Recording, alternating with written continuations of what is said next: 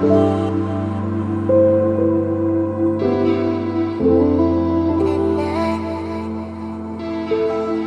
we're going to jump into the 1966 playoffs at this point, and the Toronto Maple Leafs had improved on their placement in the standings as they were now in third place, not fourth place.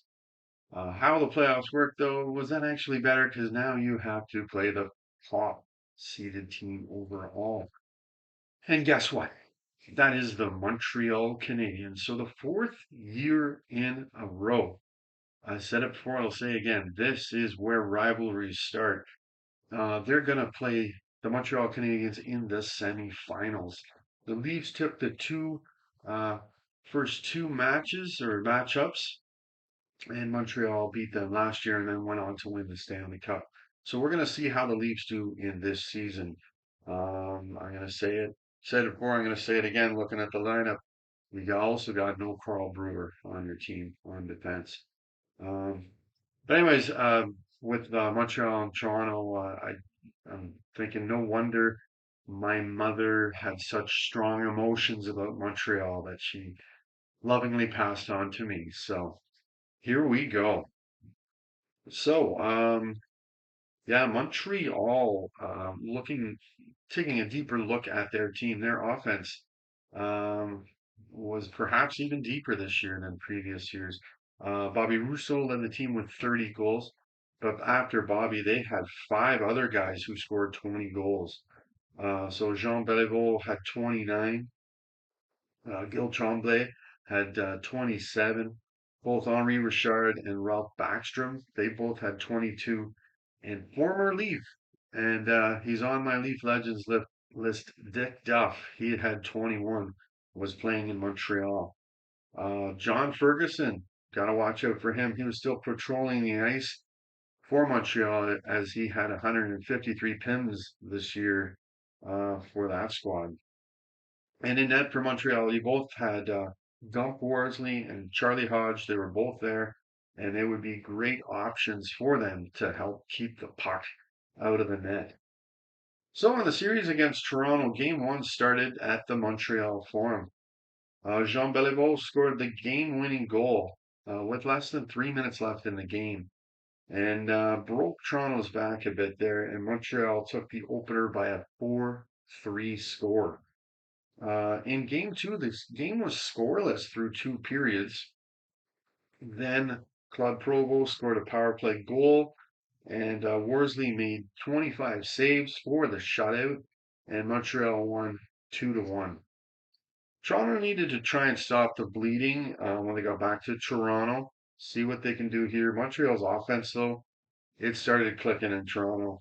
In game three, uh, Terry Harper scored the game winner about halfway through the game, and Worsley made 28 saves, and Montreal took game three by a 5-2 score. Toronto's backs were slammed right up against the wall here as they were down 3-0 in the series, and they had to now win 4 games in a row to advance to the finals. An extremely tall task against an excellent Montreal Canadiens team. In game four, uh, Gil Tremblay scored two power play goals, including the game winner. Worsley made 30 saves, and Montreal took game four by a 4-1 score.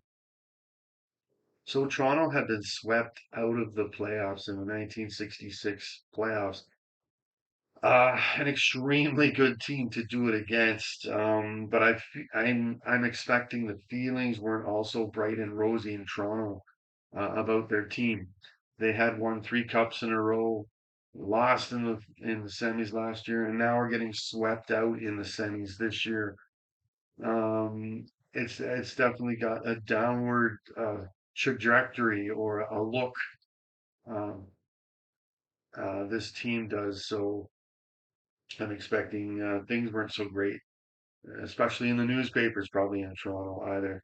For the 1966 playoffs for the Leafs, it was Eddie Shack who led the team in goals with 2, points with 3, and believe it or not, penalty minutes. He had 33 of those. Shack and Frank Mahovlich each had a power play goal, I'm sorry, each apiece.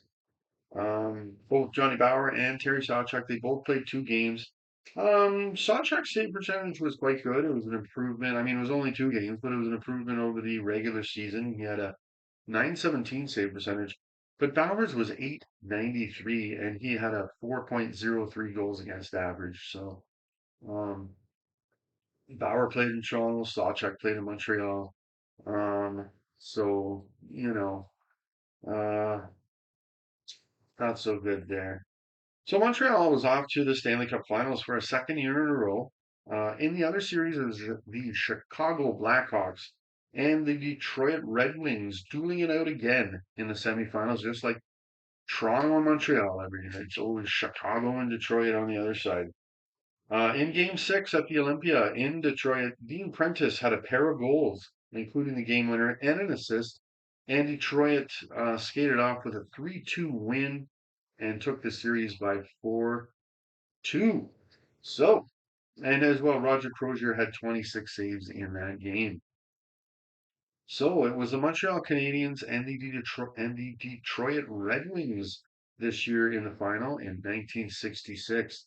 Um, Now getting into that series, the clubs were tied at 2 games apiece when it shifted back to Montreal. Yvonne Cornway, I haven't talked about him yet. He scored the game-winning power play goal late in the first period as the Habs took Game 5 by a hefty 5-1 score. Their offense is clicking. And Worsley kept performing in high-level situations because he had 20 saves for the win. He only had 21 shots, but that's one thing I remember about Montreal. You didn't get too many shots against them. In Game 6, it was back at the Olympia. This puppy went to overtime, and it was Henri Richard who popped in the game winner with over 2 minutes into the extra frame. Having a tough time speaking today. He also had an assist.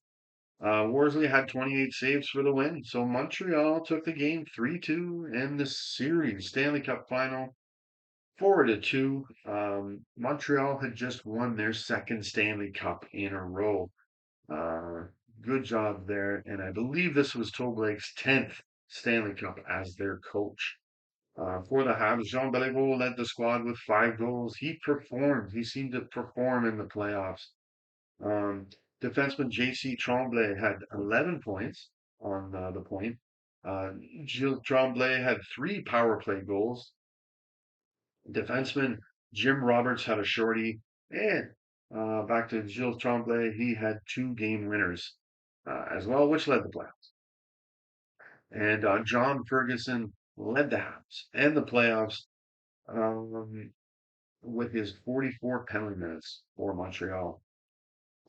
In net, Gump Worsley once again in the playoffs was sparkling. He went 8-2, had a great 931 save percentage, a lovely 1.99 goals against average, and he had a shutout as well. By my glance, I would think, hey, maybe Gump should get the Conn Smythe. Those are terrific numbers, but no, it went to the Detroit Red Wings goalie, Roger Crozier. He went 6-5. His numbers still were very good. He had a 914 save percentage and a 2.34 goals against average, and he had a shutout as well. I certainly didn't see any of these games here, so I'm not sure. I imagine Crozier kept them in games, or maybe won games for them that they maybe shouldn't have won. Um, the Red Wings still had a great team, great players like Gordie Howe, Normie Ullman, um, but did not see any of the games, so I do not know. But that's excellent for Crozier to win this award. This is just the second time it had been handed out. But unfortunately for him, he was on the losing side and didn't win the Stanley Cup. So, anyways, that is the 1966 playoffs. Montreal wins their second in a row. The next video I will do, I really enjoy doing these. It's going to be the 1966 NHL Draft. That'll be the next one coming up. So anyways, yeah, if you like this video, go ahead and hit like. Go ahead and subscribe as well. I'm going to have more videos on here about, really, it's about the Toronto Maple Leafs and their journey since 1967 as to why haven't they won a cup in that time period there. We are still before that time, but we'll be there soon, and we'll be able to see what went on at that point. And if you want to comment on anything, maybe if you saw any of these playoffs, go ahead and comment. But yeah, until next time, go Leafs go.